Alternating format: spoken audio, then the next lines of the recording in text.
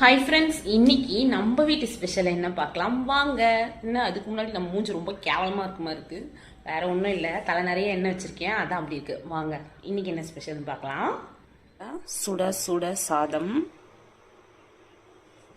பசங்களுக்கு தட்டில் ஆற வச்சுட்டேன். ஏன் அப்படின்னா முன்னாடியே சுட சுட கட்டினா ஒரு மாதிரி ஸ்மெல் வந்துடும்ல சீக்கிரமாக, அதனால தாங்க தட்டில் போட்டு ஆற வச்சுட்டேன். இன்னைக்கு நம்ம வீட்டு ஸ்பெஷல் சிக்கன் குழம்பு தாங்க. சிக்கன் குழம்புனாலே வாயில் புன்னகையெல்லாம் வருது, என்ன பண்ணுறது. நான்வெஜ்னாலே ஒரு பரவசம் தான். சிக்கன் குழம்பு புது மிளகாத்தூள் ட்ரை பண்ணி பார்த்தேன், வாசனைலாம் சும்மா கமகமான்னு வருது. வாங்களே சாப்பிட்லாம். இன்னைக்கு நம்ம வீட்டு ஸ்பெஷல் சிக்கன் குழம்பு. பேக் பண்ணலாமா?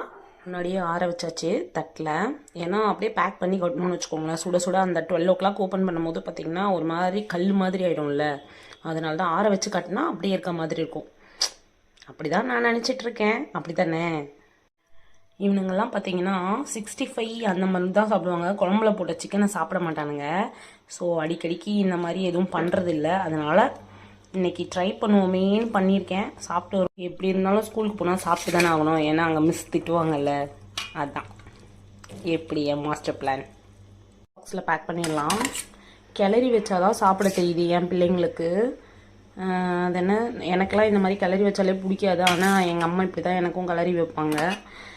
ஏன்னு தெரியல, மிக்ஸ் பண்ணி சாப்பிட தெரியாதுன்றது ஒன்று, தனித்தனியாக கொடுத்து அமிச்சா அது ஒன்று ஆகுமேன்றதா என்னன்றது எனக்கு தெரியல. உங்களுக்கு தெரிஞ்சால் சொல்லுங்கள். எப்படியோ ஒரு வழியாக பேக் பண்ணியாச்சு, சாப்பிட்டு வந்துடுவானுங்க நம்புகிறேன்.